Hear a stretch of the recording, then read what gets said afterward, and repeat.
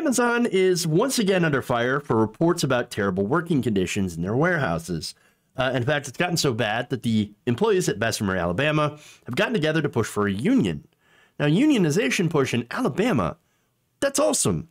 Senator Bernie Sanders has planned to join the workers in that push. In fact, he's traveling to Alabama in order to literally join them on the front. So that's great. Now, Amazon, of course, not happy about this. Okay, and one executive actually took to Twitter. Here's what he had to say. If you want to hear about $15 an hour in healthcare, Senator Sanders will be here speaking downtown. But if you want to make at least $15 an hour and have good healthcare, Amazon is hiring. So now Representative Mark Pocan responded to that tweet. Here's what he said. Paying workers $15 an hour doesn't make you a progressive workplace. When you union bust, make workers urinate in water bottles. Well, that escalated quickly. Now, of course, his statement is based on reports from 2018, which showed that Amazon workers in their warehouses would have to skip bathroom breaks. They would pee in bottles, defecate in bags in order to make rate. So they would not be able to do normal human bodily functions in order to make Amazon rate, or else they get in trouble or they get fired from that job. So now Amazon denies this. In fact, there's a hilarious tweet here saying, you don't really believe the peeing in bottles thing, do you? If that were true, nobody would work for us. That's pretty ridiculous. It's as ridiculous as it sounds, because in reality, as long as work is, tied to surviving as a human being, getting food, water, shelter, there will be employers who will exploit this need and mistreat their workers for a profit for themselves. In fact, investigative reporter Ken Klippenstein recently spoke to Amazon workers, and they said that this practice still continues. It had happened, and it still happens.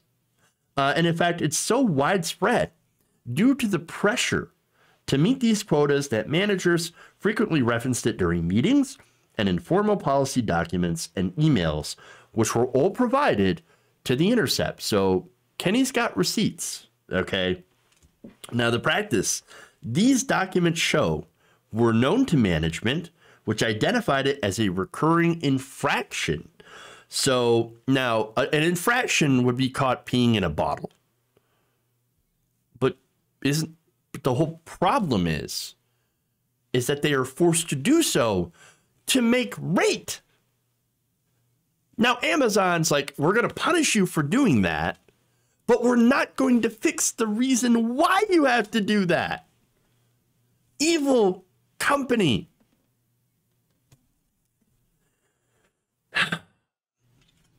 And by the way, again, as I mentioned, there are also people that had to poop in bags. So, in fact, one document from January marked Amazon Confidential details various infractions by Amazon employees, including public urination, public defecation. The document was provided to The Intercept by an Amazon employee in Pittsburgh, Pennsylvania, who was granted anonymity to avoid professional reprisal. That employee also provided an email sent by Amazon Logistics, the area manager, last May that had chastised employees for defecating into bags. This evening, an associate discovered human feces in an Amazon bag that was returned to station by a driver. This is the third occasion in the last 2 months when bags have been returned to station filled with poop inside. It's not funny, but also... Like Sharknado, except with poop. All right.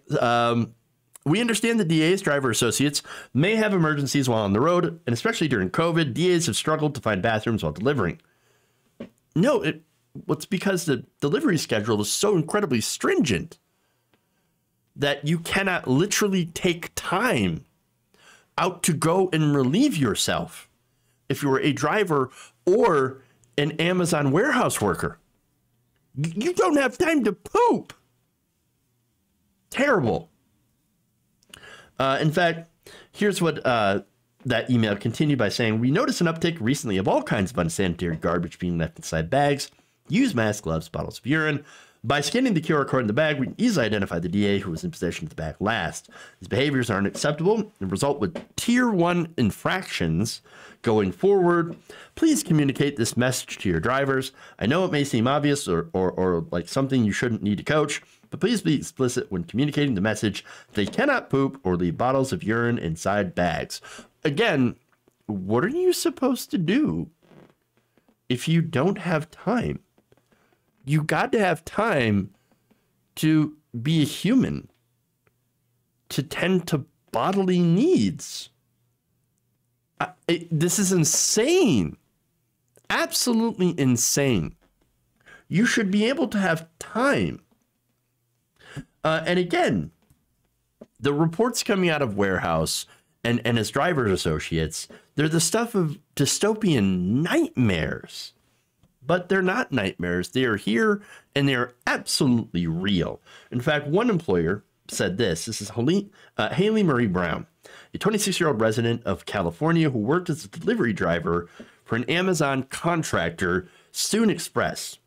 She told The Intercept that the practice happens because we are literally implicitly forced to do so. Otherwise, we will end up for losing our jobs for too many undelivered packages.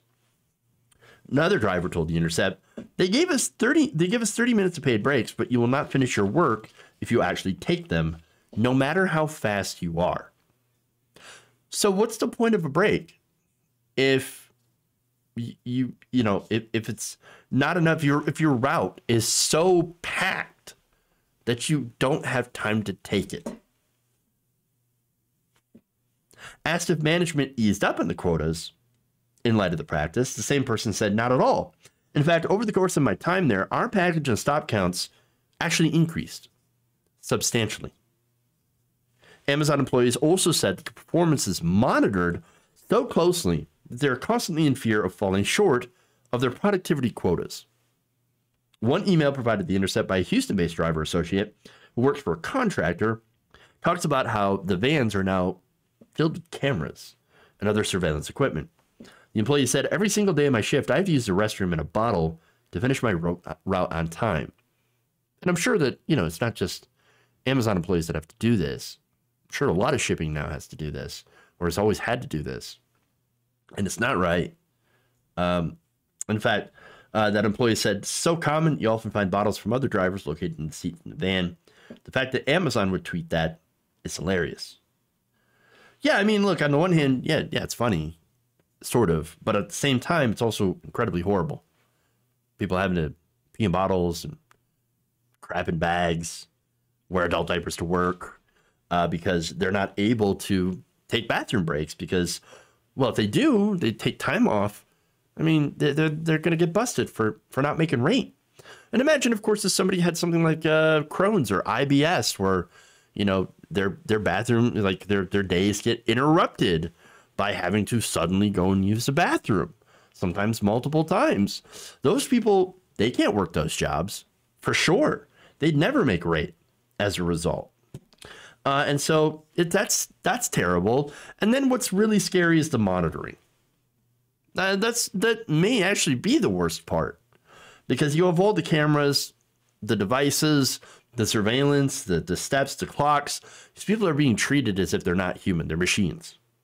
There's no other way to explain it. I mean, that's what they're being treated like. But of course, people are not machines. They're not meant to be treated like this, and there's no reason for it. There's no reason that Amazon can't hire more people to be more productive. Oh, but we'd have to pay them, obviously. Of course. But there's no reason they couldn't afford to do that, so that they wouldn't have to do this and still get the same amount of productivity without turning people into actual human robots. And that's the problem.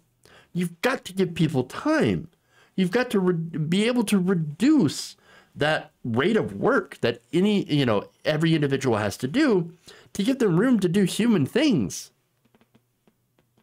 And this is why the union push is important.